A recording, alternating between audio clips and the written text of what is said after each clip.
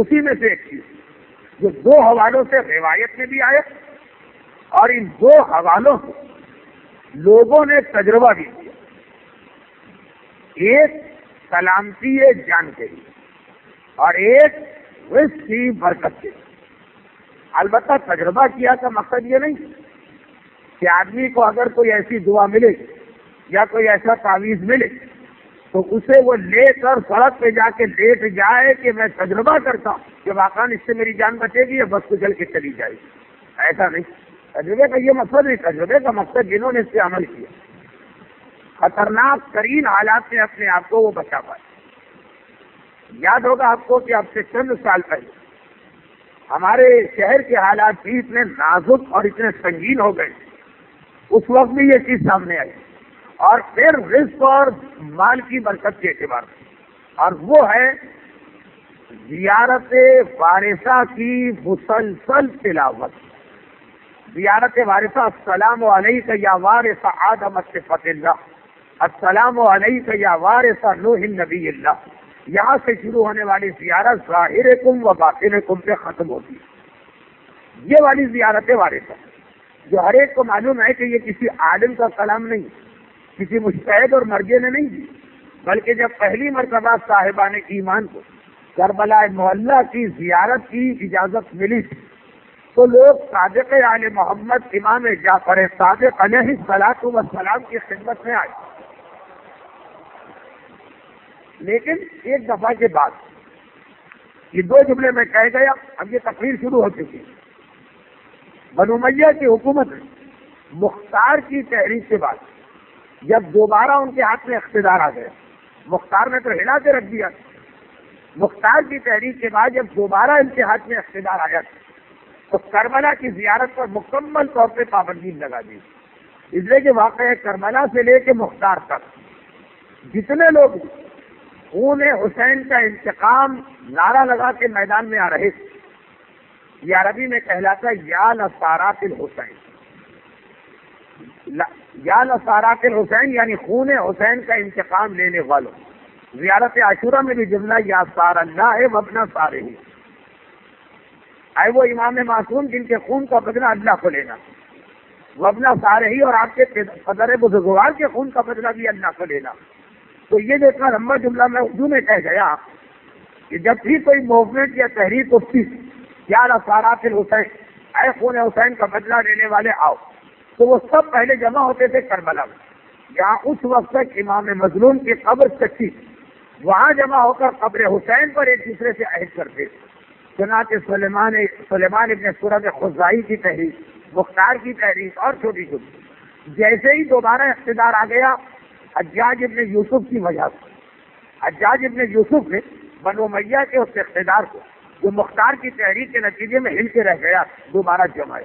کبھی حجاج کے سرپرست جب ولید کا انتقال ہوا تو اپنے بیٹے کو نصیحت کر گیا کہ تم ہر تبدیلی لا سکتے ہو, اس وفادار شخص کو اپنے عہدے سے معزول نہ کرنا یا تبادلہ نہ کرنا, جو وہ کہے اس کا احترام تمہیں کرنا. تو پہلی پابندی انہوں نے لگائی کہ یہ کربلا اور قبر حسین ان کے ماننے والوں کے ایک عجیب جذبہ دیتی, روک دیا کوئی یہاں نہیں جا سکتا. اور تقریباً یہ پابندی 70 سال رہی, یہاں تک کہ بنو عباس کا دور آ گیا. بنو عباس نے تو نعرہ ہی یہ لگایا کہ ہم خون حسین کا انتقام لینا چاہتے ہیں. چنانچہ اس نعرے کی وجہ سے مجبورا کربلا معلیٰ کو انہیں کھولنا پڑا. پھر ان کے 10ویں حکمران متوکل نے پابندی لگائی, لیکن پہلے 9 حکمرانوں مجبوراً یہ کہنا پڑا. حتیٰ یہ کہ جب بنو عباس نے اپنا موقف بدلا, یعنی پہلے ان کا یہ کہنا تھا کہ آل محمد میں سے جو مناسب ترین شخص ہے اسے ہم اقتدار دیں گے, اور بعد میں کہنے لگے نہیں یہ ہمارا حق. کبھی کیا تھا, ہم ہیں آل محمد. چنانچہ مجبور تھے وہ اپنا سلسلہ کربلا سے ملائے رکھتے. کھول دی انہوں نے کربلا کی زیارت, اور ٹھیک اسی زمانے میں پروردگار کے مصلحت کے تحت نجف کی قبر بھی ظاہر ہو گئی. کربلا پہ پابندی اس لیے لگائی گئی بنو امیہ تاکہ وہاں لوگ آ کر جوش اور جذبہ لے کے نہ جائیں. جیسے بکر اور صدام کے زمانے میں بھی کتنی پابندیاں لگائی گئی زیارتوں, بلکہ کچھ سال تو ایسے بھی گزرے کہ جب باقاعدہ طور پر اربعین اور چہلم کے دن اور عاشورے کے دن حرم بند بھی رکھے گئے، اس لیے کہ یہ دو ایسی جگہ خصوصاً کربلا جہاں جانے والا ایک ایسا حوصلہ اور توانائی لے کے آتا دشمنان دین سے جہاد کا کہ ہر ظالم حکمران کے لیے یہ سب سے بڑا خطرہ۔ اور نجف میں مولا کی قبر وہ تو خود امام حسن و حسین نے پوشیدہ کر دی تھی، ایک قبر پہ پابندی لگائی تھی ظالموں نے، ایک قبر کا نشان پوشیدہ کیا تھا معصوم ہی کے بیٹوں، دونوں کی مصلحتیں تاریخ میں لکھی ہیں اور تقریباً ہمارا ہر پڑھا لکھا انسان جانتا۔ نجف کی حد تک تو ہر ایک کو پتا کہ تھوڑی بہت معلومات میں کمی گزشتہ سال ڈیڑھ سال کو افغانستان کے شہر مزار شریف کی تاریخ جو کبھی CNN پہ آ رہی ہے اور کبھی پاکستان کے ٹیلی ویژن پہ آ رہی ہے، کبھی اخبارات میں آ رہی ہے، اس سے یہ مسئلہ اور واضح ہو گئے کہ حسنین بابا کی قبر کا نشان جان بوجھ کے اس طرح سے پوشیدہ کیا تھا کہ ان کے قریبی چاہنے والوں کو بھی پتہ نہ چلے۔ اور یہ دونوں چیز جب بنو عباس کا دور آیا تو وہ چاہتے کہ نہ چاہتے علی اور حسین کی شخصیت کو انہیں ماننا پڑ رہا تھا، کیونکہ وہ اپنا دعویٰ ہی یہ کر رہے تھے ہم ہیں آل محمد، تو لا محالہ انہیں ان معصومین کا اعتراف کرنا پڑا جن سے ان کی حکومت کو خطرہ نہ تھا۔ چھٹے امام کو نہیں مانا اس لیے کہ حکومت کو خطرہ، ساتویں امام کو نہیں مانا، لیکن مولا کو ماننے میں ان کو کیا نقصان، حسین کو ماننے میں کیا نقصان، دونوں روزے کھل گئے۔ نجف کو پتہ بھی چل گیا اور کربلا کی پابندیاں بھی ہٹ گئی۔ نجف کو پتہ پھر بھی چلا ہارون کے زمانے میں، اور ہارون بنو عباس کا چھٹا ساتواں حکمران، لیکن کربلا وہ تو پہلے ہی حکمران کو پابندی ہٹانا پڑی۔ اب جب پابندی ہٹی تو لوگ ایک مرتبہ جوخ در جوخ گروہ در گروہ ایک بڑا مجمع چلا گیا اور جلدی تھی ان کو، کیونکہ ان حکومتوں کا بھروسہ نہیں ہوتا۔ آج پابندی ہٹائیے کل دوبارہ نہ لگا دیں، جس کو جہاں موقع ملا وہاں سے نکلا پہنچ گئے، زیارت کر کے واپس آ گئے۔ لیکن اب جو واپس آئے تو اب ان کو بڑا افسوس ہو رہا ہے اور یہ اطمینان بھی ہو گیا کہ اب یہ فی الحال چند سال تک تو کھلا، زیارت کے لیے کربلا کا راستہ کھلا، لیکن تو اب ہم دوبارہ جائیں گے، ہر سال جائیں گے، اس طرح نہیں جائیں گے جیسے پہلی دفعہ پہنچ گئے۔ کیا مطلب اس جملے؟ پہلی دفعہ جو گئے تھے جوش عقیدت 70 سال سے مومنین تڑپ رہے مرتے اپنے بیٹے کو منتقل کر گئے، 70 سال کے بعد راستہ کھلا، ڈر بھی ہے کہ اچانک بند نہ ہو جائے، چلے تو گئے معلومات کے بغیر گئے۔ اب جب واپس آ رہے تو ہر ایک کو اس بات کی خوف ہو رہی ہے، افسوس ہو رہا، ہم گئے، ہم نے قبر کی زیارت، پھر ہماری خود سمجھ میں نہیں آ رہا اب کیا کرنا۔ وہاں پہنچ گئے، ایک مرتبہ دل کو تشفی ہوئی، محبت، مودت، عقیدت، احترام، سب کچھ، اب کیا کریں؟ صبح سے شام تک بیٹھے کچھ پتہ ہی نہیں۔ چنانچہ اب ان کو افسوس ہو رہا ہے کاش جانے سے پہلے یہ پوچھ کے جاتے کسی سے کہ روزے پہ جا کے کیا جاتا، خصوصیت کے ساتھ، اس لیے کہ اس زمانے میں لوگوں کو اتنا شعور تھا کہ ایک آدمی اگر قبر کے قریب پہنچ گیا تو وہاں چمٹ کے نہیں بیٹھنا۔ اب تو ماشاءاللہ شریف کافی بڑی ہے، اس پر خالی نشان ہے قبر، چنانچہ 10-15 آدمی ہی اگر سارا دن صبح سے شام بیٹھے رہے تو باقی ظاہری ایک دوسرے کے لیے قربانی دیتے، جو قبر پر ہے وہاں تک تو پھر بھی اس کا ماتم اور گریا جاری، جو وہاں سے ہٹ کے پیچھے آ گئے، بیٹھنا اسی زمین پر ہے، لیکن اب کیا کرے سمجھ میں نہیں آ رہا۔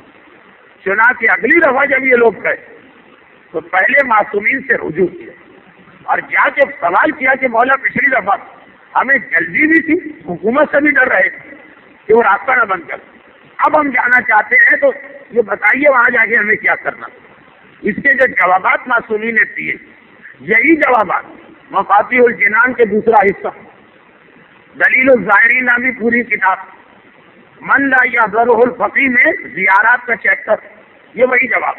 تو معصوم نے اس میں سب سے پہلے زیارت وارثہ بتائی، کربلا جاؤ، جہاں سے حدود حرم شروع ہو اتر جاؤ، پیدل چلو، نہر فرات کے پانی سے غسل کرو، نیا لباس نہیں لیکن صاف ستھرے کپڑے پہنو، اور دیکھو خوشبو نہ لگانا اس لیے کہ ہم میں سے کسی کے روضے کی زیارت کو جاؤ خوشبو لگاؤ سوائے میرے دادا حسین مظلوم کی قبر کی زیارت کی، وہ ساری جتنی تفصیل آپ سنتے یہ سب چھٹے امام نے بتائی۔ اور پھر جب وہاں پہنچو تو جتنا عرصہ وہاں رہو، جب بھی تمہاری نگاہ قبر پہ پڑے یہ سلام کیا کرو، اور وہ زیارت وارثہ، یہ زیارت وارثہ کی تاریخ۔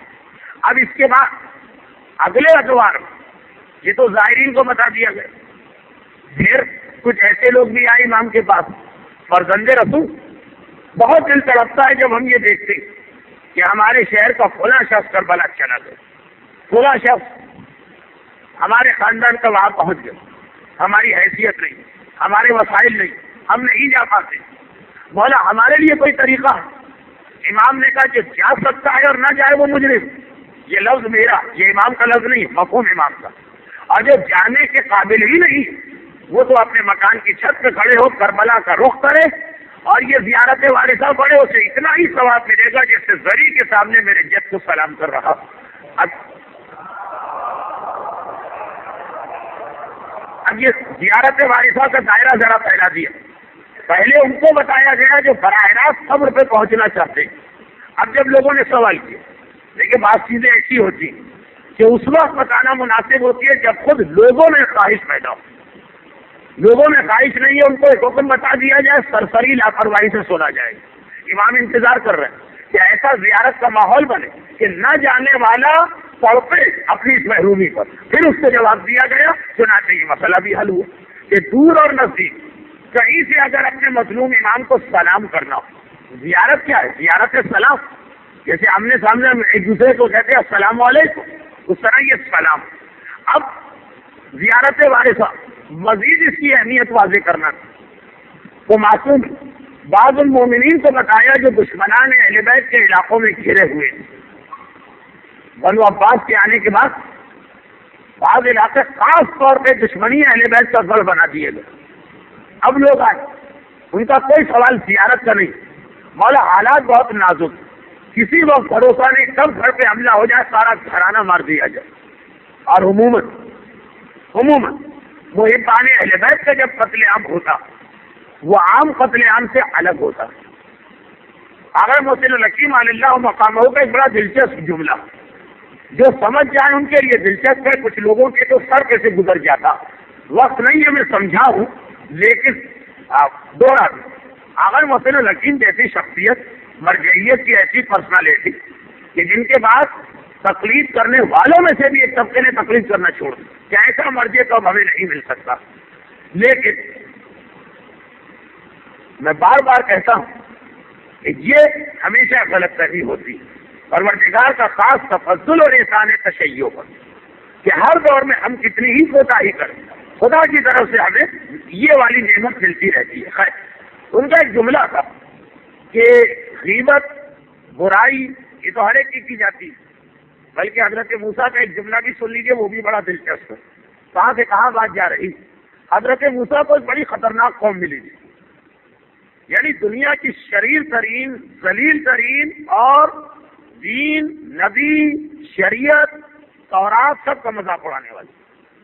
حضرت موسیٰ کے حوالے سے ایک تصور آتا ہے ذرا کسی بہت ہی باروک, طاقتور, جلال والے بزرگ کا, خاص طور پر اس لیے بھی کہ عصائے موسیٰ یا موسیٰ کا ڈنڈا ایک محاورہ بھی بن گیا, جس کے مقابلے میں حضرت عیسیٰ کا تصور آتا بڑی نرمی کا, بہت نرم, بہت شفیق, بہت خلیق, بہت مہربان, بہت پیارا, محبت کی بات کرنے والی. غلط ہے یہ تصور, لیکن بہرحال حضرت موسیٰ کا مسئلہ یہ ہے, ایک ایسی قوم ملی ہے کہ جس نے اتنا عاجز کر دیا کہ موسیٰ ہی کا کلیجہ تھا کہ اس قوم کو برداشت کر گیا. جس طرح سے یہ انبیاء تک سے کھیل کرتی ہے, کہ وہی گائے کا مسئلہ آپ کے سامنے. موسیٰ کوہ طور پہ جاتے, ادھر سامری کے بچڑے کی عبادت شروع ہو جاتی. کیا کیا حضرت موسیٰ کا کلیجہ خون نہیں ہوا. تو اس میں اس ماحول کو سمجھنا ضروری کہ یہ والی شکایت ابراہیم نے نہیں کی, جبکہ ابراہیم کو آگ میں بھی پھینکا گیا اور اس سے اور بھی مصیبتیں ہوئی. دشمنوں کے ہاتھ سے مصیبتیں برداشت کرنا آسان, جو اپنے ماننے والے, اپنا کلمہ پڑھنے والے, وہ جو کلیجے میں پیپ بھر دیتے.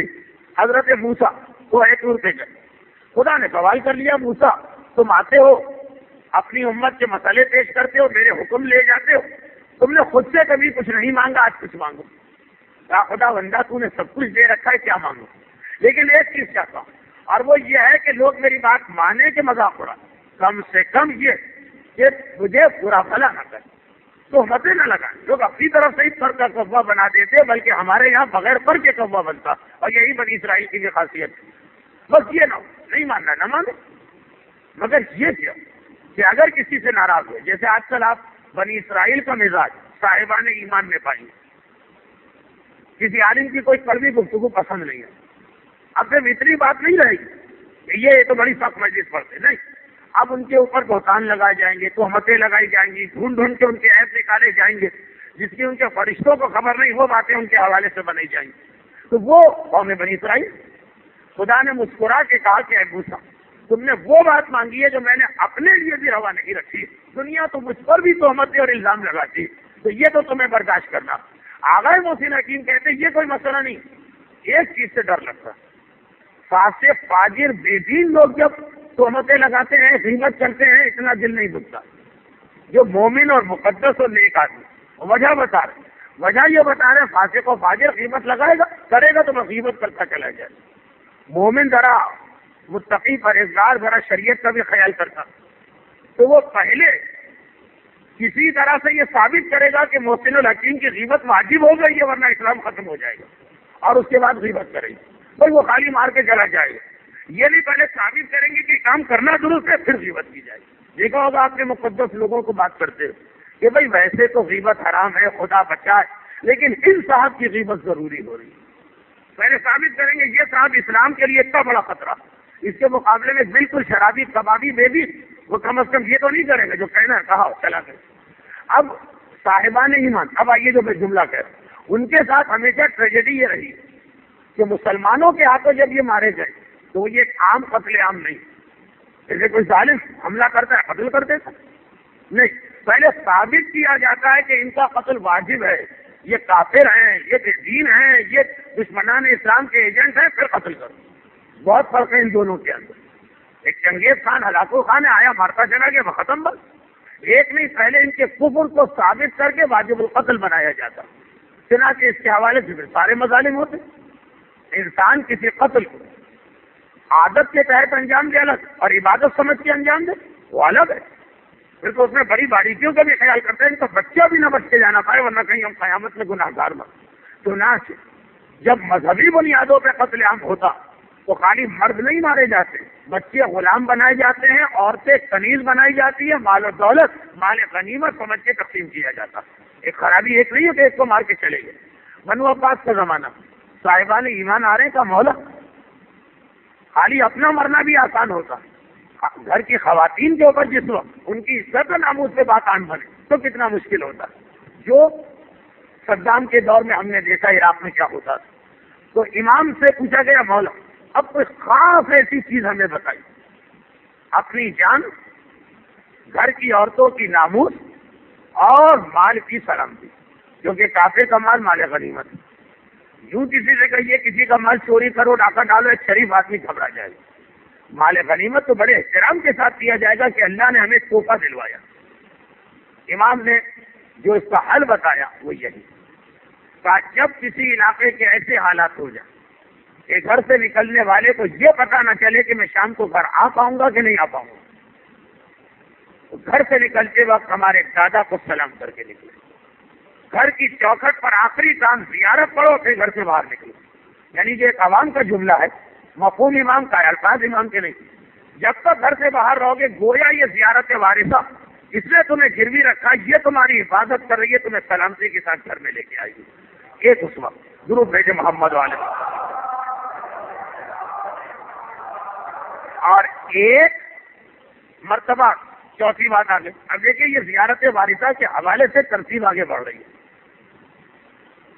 جانے والے زائر نے سوال کیا، وہ ایک حدیث کہ کئی سالوں کے بعد مسلسل قافلہ زیارت دیکھ کے تڑپ اٹھنے والے نے اپنی محرومی پہ سوال کیا، گھر میں سے پڑھ، پھر کسی نے آ کے یہ حدیث آ رہی ہے 7ویں اور 8ویں امام کے زمانے کی، جان و مال کے لیے سوال کیا، یہ الگ، پھر ایک آخری سوال۔ یہ زیارت وارثہ کی ایک تاریخ ہے سرسری، اور وہ یہ کہ کسی نے پھر یہ ایک سوال کیا ایک آدمی نے کہ مولا حالات بڑے عجیب، اب یہ وہ والا مسئلہ نہیں کہ دشمنان اہل بیت سے خطرہ، برکت نہیں ہے پیسے، مولا محنت بہت کرتا ہوں، کوشش بہت کرتا ہوں، کاروبار نہیں چل پاتا، کچھ چیزیں انسان کے اختیار سے باہر ہوتی، اور واقعاً کاروبار کے اندر اتنا رسک کہ جس کی وجہ سے لوگ جوئے کی طرف جاتے ہیں، ایسی اسکیموں میں پیسہ لگوانا جس میں کوئی رسک نہ ہو، ایسے شیئر خریدنا جس میں کوئی رسک نہ ہو، اور اسلام کے مزاج کے خلاف ہے، وہ جوا ہے، یہ کاروبار وہ حرام ہے، یہ حلال۔ اس سے اللہ ناراض ہے، اس سے اللہ اتنا خوش ہے کہ اسے سنت انبیاء قرار دی۔ جس کاروبار میں رزق ہوتا ہے اسی کے بارے میں کہا گیا، رزق خطرہ اسی کے بارے میں کہا گیا کہ برکت کے 9 حصے اللہ نے تجارت میں رکھے، ایک حصہ ملازمت میں رکھا ہے۔ اب راوی نے آگے کہا لیکن مولا وہ برکت مل نہیں رہی، کوشش محنت اس میں کوئی کمی نہیں، بعض چیزیں اپنے اختیار میں نہیں ہوتی۔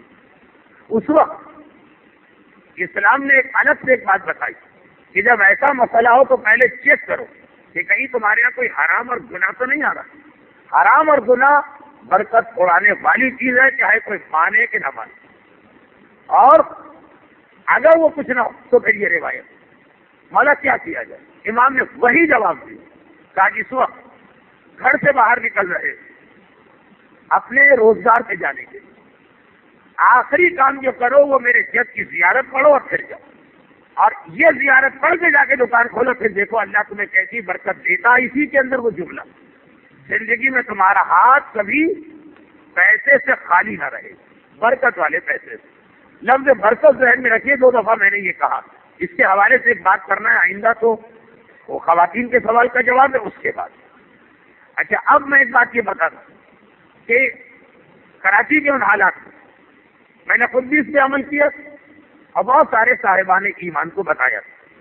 ابھی پنجاب کے حالات بڑے نازک ہوئے تھے، 3-4 جگہوں سے میرے پاس فون آئے تھے اور وہاں پہ میں نے یہ بات بتائی تھی، تو بعد میں ان کے فون شکریہ گیا کہ واقعا ہم نے اس کے فائدے کو دیکھا، جان کے حوالے سے اور مال کے حوالے سے۔ تو مثلا 2 سال پہلے لاہور ہر سال میں دوسرا عشرہ پڑھنے جاتا ہوں، ہر ایک کو معلوم، تو وہاں پہ صبح کی ایک مجلس ہوتی ہے میکلو روڈ پر، 5 مجلسیں وہ ہوتی ہے، صبح 6 ساڑھے 6 کا وقت ہوتا۔ اس میں یہ بات اتفاقاً آ گئی، اس وقت کراچی کے حالات بڑے خراب تھے، اس میں یہ زیارت وارثہ کا ذکر آ گیا۔ اصل میں یہ ذکر آیا تھا خمس کے حوالے سے، زیارت پہ جانے کی ایک شرط ہے کہ خمس نکالو اپنے مال کا، اس میں پھر یہ ساری باتیں آ گئی اور یہ بات بھی آ گئی تھی مال کی برکت۔ تیسرے دن ایک صاحب بڑی خوشی کے عالم میں آئے اور پھولوں کا ایک ہار لے کر ایام اعظم اور مٹھائی کا ڈبہ لے، اور ابھی 10واں بھی نہیں ہوا تھا امام کو۔ میں نے سمجھایا، ان کی سمجھ میں بات آ گئی، انہوں نے کہا ہم نے دوسرے انداز سے سوچا اور خوشی کی اس بات کی کہا کہ مولانا 2 سال سے یہ شاہ عالمی میں میری دکان، لاہور کی ایک بہت مشہور مارکیٹ ہے، اور بس 2 سال ایسے تھے کہ جیسے پھٹی ہوئی جیب میں پیسے ڈال لوں، پیسے پہ پیسے لگا رہا ہوں، مکان بیچا، بیوی کا زیور بیچا، قرضے لیے اور پتہ نہیں سب کہاں جا رہا ہوں۔ اور اب یہ حالت تھی پرسوں کے دن جب میں آپ کی مجلس میں آیا تھا، تو یا تو مجھے خودکشی کرنا تھی یا مجھے لاہور سے بھاگنا تھا، اس لیے کہ لوگ تو مسئلہ شرعی کو نہیں جانتے کہ اگر کوئی آدمی واقعاً قرضہ واپس کرنے کے قابل نہ رہے تو اس سے قرضہ مانگنا حرام ہے۔ ہاں، یہ دوسری بات کہ پہلے آپ اس سے پروف مانگیں گے، کیسے پتا چلا کہ واقعاً تم اس قابل نہیں، ورنہ تو ہر آدمی کہے گا میں اس قابل نہیں۔ لیکن اگر وہ ثابت کر دے تو جس کو آپ نے قرضہ دیا اس سے واپس مانگنا حرام اور گناہ، یہ ایک مسئلہ ہے اسلام میں۔ لیکن دونوں پہلوؤں کا خیال کرتے ہیں، تم ثابت کر دو کسی طرح، اور ثابت کیا جاتا ہے مجتہد یا اس کے وکیل کی عدالت میں، وہ ثابت کر دے پھر آپ نہیں مانگ سکتی۔ گناہ حرام، مانگا اس نے کہیں سے لا کے دے دیا، یہ پیسہ رزق حرام ہے۔ آپ کہ یہ کیسے رزق حرام؟ ہم نے 10,000 اس کو دیے تھے، ہمارے 10,000 ملے، کبھی اپنا پیسہ واپس ملنا رزق حرام ہو جاتا۔ جیسے آپ کا مکان ہے، آپ نے کرایہ پہ دے دیا، اب جتنے عرصے کا کرایہ نامہ ہے، اگر آپ زبردستی گھس کے بعد 2 رکعت نماز پڑھیں گے، آپ کے مکان میں آپ کی نماز غلط، حرام ہے، باطل ہے دوبارہ پڑھنا۔ اسی طرح کا یہ بہت ہی اہم مسئلہ، مانگنا حرام ہے اپنا مال، اور جیسا میں نے کہا اس سے زیادہ خطرناک اس کے بعد کا جملہ، آپ نے مانگا، وہ شریف آدمی تھا، عزت والا تھا، ڈر گیا وہ اور اس نے کہیں سے انتظام کر کے دے دیا، یہ حلال نہیں ہوا۔ لیکن وہی ایک بات کہ پہلے وہ ثابت کر دے، ورنہ یہ مسئلہ اگر کہا جائے۔ اچھا، اور اسی لیے روایت یہ ہے، روایت ہی نہیں مسئلہ بھی کہ صدقہ کتنی اہم چیز ہے، کا قرضے کا ثواب صدقے سے 18 گنا زیادہ ہوتا ہے۔ قرضہ دینا زیادہ بہتر ہے صدقہ دینے سے، ثواب کے اعتبار سے، ثواب کے اعتبار سے، کیونکہ اس میں رسک کا انوالومنٹ ہے۔ صدقہ تو آپ یہی سوچ کے دیتے چلا گیا، اسی لیے اس کی رقم ہمیشہ چھوٹی ہوگی۔ قرضے میں اتنا ثواب ملتا ہے، اس کا ایک ریزن یہ بھی بتایا گیا کہ اس میں رسک انوالو ہے، ہو سکتا ہے آپ کو واپس نہ ملے۔ تو وہ والا قرضہ جس میں آپ کا میں تو کسی طرح حلق میں انگلیاں ڈال کے نکلوا لوں گا، یہ حرام اور گناہ ہے. بات کہیں سے کہیں تو حالات مسئلہ شرعی اپنی جگہ، حالات تو ایسے نہ تھے، یا تو میں خودکشی کر لینے والا تھا اور یا پھر میں بھاگ جانے والا تھا. لیکن اس دن گھر سے نکل چکا تھا، آدھے راستے میں میری مجلس آ گئے، مجلس سے سیدھا دکان جانا تھا. میں نے کہا یہیں سے پڑھ کے چلو لیا، اور 2 دن کے اندر اندر ایک ایسا انقلاب آ گیا کہ مجھے خود یقین نہیں آتا.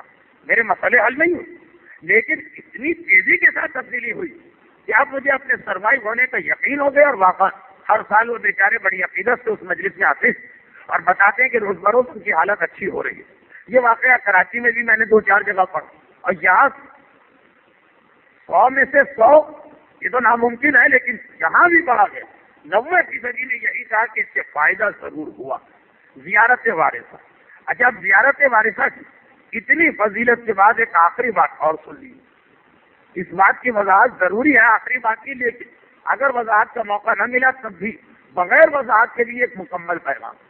زیارت وارثہ کو اب اسلام جو اتنا زیادہ اہم بنا رہا ہے، اہم ماننے والوں کو بھی اس کی اہمیت بتائی جا رہی ہے. جب اپنا ذاتی فائدہ شامل ہو جائے تو چیز زیادہ اہم لگنے لگتی ہے. لوگ خمس نہیں دیتے، لیکن اگر آپ بتا دیجئے کہ صدقہ کرو تو اللہ تمہیں برکت دے گا، صدقہ لوگ دے دیتے. لوگ واجب نمازیں نہیں پڑھتے، امتحان پاس ہونے یا رزق کی برکت کی 2 رکعت نماز بتائیے وہ ضرور پڑھتے. تو واجب چھوڑ کے یہ کیوں پڑھ رہے؟ لوگ واجب روزے نہیں رکھتے، سنتی روزے رکھتے ہیں جو وہاں تو ہے ہی نہیں باتیں، فقط اس لیے کہ وہ عبادت اچھی لگتی ہے جس میں اپنا کوئی فائدہ آ جائے. واجب عبادتوں میں تو تصور یہ ہے کہ وہ تو سوکھی سوکھی عبادت ہے، اس میں کیا ملتا ہے. ہاں، اگر رزق کی عبادت ہے 2 رکعت نماز، اس میں فائدہ. واجب روزے میں کیا ہے؟ کچھ بھی نہیں. قدیر کے روزے کا اتنا ثواب بتایا، اصل چیز وہ ثواب. لیکن اگر یہ ایک نفسیاتی نقطہ، لیکن یہ غلط خیال ہے، پھر بھی نفسیاتی نقطہ. یہاں بھی یہی بات، زیارت وارثہ جسے اہل بیت سے محبت ہے اس کے لیے تو مقام یہ واجب سے بڑھ گئی. اور جو اس حوالے سے نہ آئے تو اپنی دولت تو ہر ایک کو پیاری ہے، اس حوالے سے لایا گیا. جو دولت کے حوالے سے نہ آئے، بچوں کی جان، خاندان کی عورتوں کی ناموس، اپنی جان، یہ تو ہر ایک کو پیاری ہے. ایسا لگ رہا مختلف طریقے سے گھیر کے ہمیں لایا جا رہا کہ زیارت پڑھو. کیوں؟ اگر عقیدے کی بنیاد ہے تو وہ بتاتے زیارت وارثہ پڑھنا ایسا جیسے تم ڈائریکٹ اپنے امام سے بات کر رہے ہو، براہ راست ان سے بات کر رہے ہو، ان کو سلام کر رہے ہو. یہ لفظ سلام ہی بہت اہم چیز. سلام ہمیشہ کیا جاتا ہے جو حاضر، جس کے آپ سامنے، جس کے اور آپ کے درمیان فاصلہ، اس میں اسلام میں حکم سلام نہیں. اور یہی وجہ ہے کہ ایسے سلام کا جواب دینا بھی واجب نہیں. جواب سلام اتنا اہم واجب ہے کہ نماز میں کوئی سلام کرے آپ پر واجب ہے اپنی نماز روک کے جواب دو. ٹیلی ویژن سے کوئی سلام کرے آپ پہ واجب نہیں. کیوں واجب نہیں؟ کہا اس لیے کہ فاصلہ آ گیا. سلام شرعی وہ ہے کہ جہاں پہ آپ اپنی بات پہنچا سکیں. اور پھر زیارت پہ زور، اس کا مطلب یہ ہے کہ زیارت پڑھتے وقت کا مطلب اس وقت تم امام کے اتنا قریب ہو جیسے آمنے سامنے بیٹھے ہو. جیسے نماز کے لیے کہا جاتا ہے وہ پھر ایک الگ مجلس، وہی زیارت. جس کے پاس ایمان ہے اس کے لیے یہی جملہ کافی، اور جس کو ذرا مادیت چاہیے اس کے لیے وہ 2 جملے. مگر دونوں کا خلاصہ ہے کہ زیارت وارثہ پڑھوانا. اچھا، اب کبھی اس حوالے سے دیکھیں کہ زیارت وارثہ اگر پڑھوانا تو اس میں کیا پیغام ہے کہ اللہ چاہتا ہے ہم سنیں. جیسے آج کا پہلا جملہ کیا آیا تھا آج کے درس میں، قرآن نے سورہ یوسف کو احسن القصص کیوں کہا؟ اس لیے کہ اس میں 32 ہمارے عملی زندگی کے پیغام. احسن القصص کو ہر آدمی پڑھے گا، ایک عام سا واقعہ کا کوئی نہیں پڑھے گا. اسی طریقے سے آخری جملہ یہ زیارت وارثہ کا عام حکم آتا تو بہت سی ایسی زیارتیں نہیں. جب اتنے سارے ترغیبات، آج کل یہ لفظ استعمال ہو رہا ہے انسینٹو، گولڈن شیک کے حوالے، اتنے سارے انسینٹو ڈال دیے اسلام نے کہ اب زیارت پڑے. یقیناً اس زیارت کے اندر کوئی ایسا پیغام اور واقعات، اگر زیارت وارثہ کا ترجمہ ہی ہم سمجھ لیں ہماری قوم میں ہونے والی بہت سی علمی اور مذہبی بحثیں ختم ہو جائیں. اس زیارت وارثہ ایک طرف جہاں فضائل حسین بتائے گئے، پہچانو حسین کو، حسین ہے کو، وہاں دوسری جانب مقصد حسین بھی بتایا گیا. کیا ہے مقصد؟ کیوں گئے تھے کربلا؟ اشہد انک قد اقمت الصلاۃ وآتیت الزکاۃ وامرت بالمعروف ونہیت عن المنکر، ایک مکمل پیغام. تیسری طرف اس زیارت میں یہ پیغام بھی دیا گیا کیا ایک امام آنے والا ہے، اس کا انتظار کرنا. انی بیکم مومن و بے بیکم موقن، مجھے آپ پر ایمان ہے اور آپ کی واپسی پہ یقین ہے. اب چوتھی طرف اس زیارت میں یہ بتایا گیا کہ حسین کا اور حسین کے ماننے والے کا رشتہ کیا. آج مجھے صرف یہ جملہ لے کے وضاحت کرنا تھی، لیکن نہ وضاحت کا وقت نہ صحیح، خالی جملے کا ترجمہ سنیں. اور بہت اہم ہے یہ جملہ، اس لیے کہ اس جملے سے پہلے خدا نے ہم سے ایسی قسمیں کھلوائی. یعنی قسم تو نہیں، لیکن یہ جملہ سنیں، وَأُشْهِدُ اللَّهَ وَمَلَائِكَتَهُ وَأَنْبِيَاءَهُ وَرُسُلَهُ، میں گواہ بناتا ہوں اللہ کو اس عقیدے پہ جو آ رہا، میں گواہ بناتا ہوں سارے انبیاء کو، میں گواہ بناتا ہوں سارے رسولوں کو، میں گواہ بناتا ہوں سارے ملائکہ کو.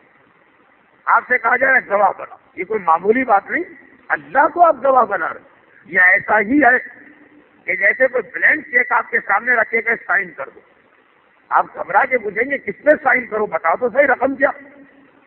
یہ ایسا ہی ہے کہ جیسے کوئی کورٹ پیپر لا کے رکھ دے، اس بلینک کا اس پہ سائن کر دو، اس کا مضمون ہم خود بھریں گے. آپ کبھی تیار نہیں ہوں گے، کبھی آپ تیار نہیں ہوں گے. ایک زیادہ سے زیادہ اس سے آپ کی ایک جائیداد جانے کا ڈر، اس میں آپ احتیاط کریں گے نہیں بلینک پیپر پہ کیسے سائن. اور یہاں آپ کیا کہہ رہے ہیں، گویا بلینک پیپر پہ سائن کر رہے ہیں. اگر آپ نے وہ اگلا جملہ نہیں سمجھا، میں اللہ کو گواہ بنا رہا ہوں، تو کس مسئلے پر پتا ہے آپ کو، کس بات سے آپ اللہ کو گواہ بنا رہے ہیں. اور دیکھیے لگا ایسا اسلام اتنی ترغیب دینا چاہتا کہ ہم یہ جملہ ضرور پڑھیں.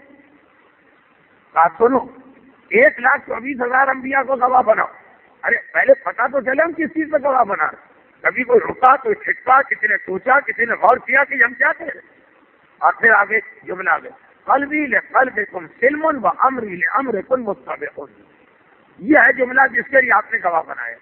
دو جملے تھے، ایک تو وہی جو پہلے گزر گیا، میں آپ کی واپسی رجت پہ یقین رکھتا ہوں کہ ایک دن آپ سب اہل بیت آئیں گے. اور دوسرا یہ جملہ، لیکن گواہ تو بنا لیا اللہ کو، گواہ تو بنا لیا 4 معصومین، 1,24,000 انبیاء. سمجھ میں آیا کس بات کے گواہ بنایا. قلبی لقلبکم سلم، مولا میرا دل آپ کے دل کے ساتھ. یہ تو یقین ہے. مومن اس کی ہر سانس کا سلسلہ آل محمد سے ملا، ان کا نام سن کے جیتے ہیں، ان کے نام پہ اپنے آپ کو موت کے حوالے کر دیتے ہیں. لیکن اگلا جملہ، آپ جھوٹ تو نہیں کہہ رہے ہوں گے کیونکہ آپ نے اللہ کو گواہ بنایا. اللہ کا نام سن کے تو فاسق و فاجر میں کام ہوتا. امری لامرکم متبع، مولا میری زندگی کا ایک ایک کام ویسا ہی ہے جیسے آپ کی زندگی کا کام جو میں کرتا ہوں. خدا کو گواہ بنا کے کہتا ہوں میں آپ کی زندگی کو فالو کروں. وہ پہلا جملہ ہے میرا دل آپ کی محبت سے معمور. یہ دوسرا جملہ دل کی بات نہیں، ہاتھ پیروں کی بات. مولا میں ہر وہ کام کرتا ہوں جو آپ کرتے ہیں. میری ساری زندگی بس آپ کی زندگی کی ایک نقل ہے، ایک تکرار. انسان اپنے آپ سے پوچھے، یہ کسی مجتہد اور مرجع، واعظ و خطیب، مبلغ و ذاکر کے حل کرنے کا مسئلہ نہیں ہے کہ ہماری زندگی کیا. ہر آدمی پوچھے کیا ہمارے گھر میں بالکل وہ نظام ہے جو حسین کے گھر میں. اور اگر بالکل وہ نہیں ہے تو آپ نے تو اللہ کو گواہ بنا کے یہ کہا، آپ نے تو انبیاء کو گواہ بنا کے یہ کہا. لیکن بات یہ نہیں ہے کہ خدا یہ بتانا چاہ رہا تم جھوٹ. بات یہ کہ اللہ چاہتا ہے تم کو ایسا بننا. چنانچہ ایسے گواہوں کو رکھا تاکہ ذہن ہمارا ذرا ہلے، سوچے تو صحیح ہم کیا کہہ رہے ہیں. یہ زیارت وارثہ محبت کے حوالے سے پڑھوائی گئی، جان کے حوالے سے پڑھوائی گئی، روزگار کی سلامتی کے حوالے سے پڑھوائی گئی. اور جب پڑھوا لی گئی تو ہمیں بتایا اللہ تمہیں کیسا دیکھنا چاہتا ہے، امام تمہیں کیسا دیکھنا. اور سب یہ کہہ رہے ہیں. دیکھیے ایک عجیب بات یہ، اس کے اندر اللہ گواہ بنے، ملائکہ بنے، انبیاء بنے، ائمہ گواہ نہ بنے. وہ نہیں بنے جو سب سے اہم ہے اللہ کے بعد. وجہ کیا؟ وہی جو جملہ کہی. ائمہ تو اس لیے نہیں بنے کہ آپ تو خود ان کے سامنے اتنا قریب ہے کہ ان سے بات کر رہے ہیں، خود ان سے بات کر رہے ہیں. جب کسی سے بات کی جاتی ہے تو گواہ ہمیشہ بنایا جاتا ہے تیسرے کو. زیارت خود ڈائریکٹ آپ حسین مظلوم سے بات کر رہے ہیں اور کہہ رہے ہیں کہ مولا میری زندگی آپ کی زندگی کے مطابق ہے، اور پوچھ لیجیے اللہ سے، اللہ کا وحی دے گا. کہ آپ کا ایک مکالمہ، ایک ڈائلاگ ہے امام معصوم سے حسین مظلوم کے سامنے جا کر اس کی غلط بیان. اب اس کے بعد 2 جملوں میں سے ایک آپ کی زبان پہ آ سکتا ہے. مجھے یاد ہے 2 سال پہلے میں نے اس سے ملتی جلتی ایک بات کہی تھی، تکرار ہو گئی تو کوئی حرج نہیں. اور وہ یہ ہے کہ اس کے بعد دو جملوں میں سے ایک آپ کی زبان پہ آ سکتا ہے. یا تو آپ کہیں گے اچھا یہ ہے زیارت والے کو، اب تو مرتے مر جاؤں گا کبھی یہ نہیں پڑھوں گا. وہ آپ نے پورے مقصد سے پانی پھیر دیا. اور یا آپ کہیں اچھا زیارت وارثہ ہمیں ایسا بنانا چاہتی، کل سے ہم پوری کوشش کریں گے کہ جتنا بن سکتے وہ بنے. اب ان میں سے ایک یزیدی فکر ہے، حسینی فکر ہے، وہ آپ کو خود سمجھ جانا. لیکن امری لامر کن متبع، خواہش اسلام یہ ہے کہ تم ایسا بنو کہ تمہاری زندگی کو دیکھ فخر سے کہا جا سکے کہ حسین کی زندگی دیکھنا ہے، اس حسینی کی زندگی دیکھنا. یہ اپنے ہر عمل میں جہاں تک اس کے بس میں ہے کوشش کرتا ہوں. امری لامر کن متبع، یہ آپ حسین مظلوم سے کہہ رہے ہیں. اور شروع میں یہ کہہ چکے کہ مولا مجھے پتا کہ آپ بہت مظلوم، سار اللہ ہے اپنا سارے والوتر الموتور، آپ کے خون کا اب تک بدلہ نہیں لیا گیا. مولا مجھے معلوم ہے والوتر الموتور، اس کا ترجمہ کیا؟ آپ کو اکیلا چھوڑ دیا. کائنات کی اتنی عظیم شخصیت کا آپ کو مسلمانوں نے اکیلا چھوڑ دیا، کسی نے آپ کا ساتھ نہیں دیا. والوتر، عربی میں وطر کہتے ہیں اکیلے. نماز شب کی آخری رکعت بھی اسی لیے وطر کہلاتی ہے، وہ ایک رکعت. والوتر الموتور، خون کا انتقام باقی، آپ بہت مظلوم. یہ سب زیارت میں کہا گیا، آپ کے خون کا بدلہ کسی کو لینا. آپ تنہا رہے تھے، لیکن حسین پر جتنے بھی مظالم ہوئے بشمول حسین کی تنہائی، یہ سب کربلا میں شروع نہیں ہوئے. ہمارے علماء نے ایک جملہ کہا جسے میں بہت سنبھل کے کہہ رہا ہوں، بلکہ ایک لفظ بدل بھی رہا ہوں. کلام علماء اس لیے اختیار ہے، کلام امام میں تو اختیار نہیں. قتل الحسین بالمدینہ، اس دھوکے میں نہ رہنا کہ حسین 61 ہجری کی کربلا میں شہید کیے گئے. حسین کی شہادت تو کئی سال پہلے مدینے میں ہو گئی تھی. اگر اس وقت اہل مدینہ اتنے بے حس نہ ہوتے، اگر اہل بیت پر پہلا ظلم کرنے والے کا ہاتھ وہیں پکڑ لیا جاتا تو بات کبھی وہاں تک نہ پہنچتی. ظالم کو طاقت ملتی ہے لوگوں کی خاموشی سے. کربلا میں واقعات کی تکرار ہے، لیکن واقعات کا آغاز بہت پہلے ہو گیا تھا. اگر ہم عاشور کی سپہر خیمے جلتے نظر آئے تو یہ آگ اس دن کی لگائی ہوئی نہیں تھی، یہ آگ تو اصل میں اس دن لگائی گئی تھی جس دن خانہ زہرا کو نظر آتش کیا گیا. اگر ہمیں عاشور کے دن 6 مہینے کا ننھا علی اصغر شہید ہوتے نظر آیا تو اصل میں یہ شہادت آخری حصہ ہے محسن کی شہادت کے جو 4 مہینے میں دنیا سے رخصت کر دیا گیا. اگر ہمیں کربلا سے شام تک حسین کی بہن زینب حسین کے بیٹے سجاد کی کمر پہ مسلسل کوڑے لگتے نظر آئے تو یہ سب کے سب بنیاد بنتا ہے وہ ایک کوڑا جو خاتون جنت فاطمہ زہرا کی کمر پہ مارا گیا. اگر ہمیں عابد بیمار کے گلے میں توق، ہاتھ میں ہتھکڑی، پاؤں میں بیڑی 1 سال تک نظر آئی تو اصل میں اس کا سلسلہ شروع ہوا اس رسی سے جو پہلے میرے مولا کے گلے میں باندھ کے بازار مدینہ میں گھمایا گیا. کاش وہاں پہ ہاتھ روک لیا جاتا تو یہ سب نہ ہوتا. اور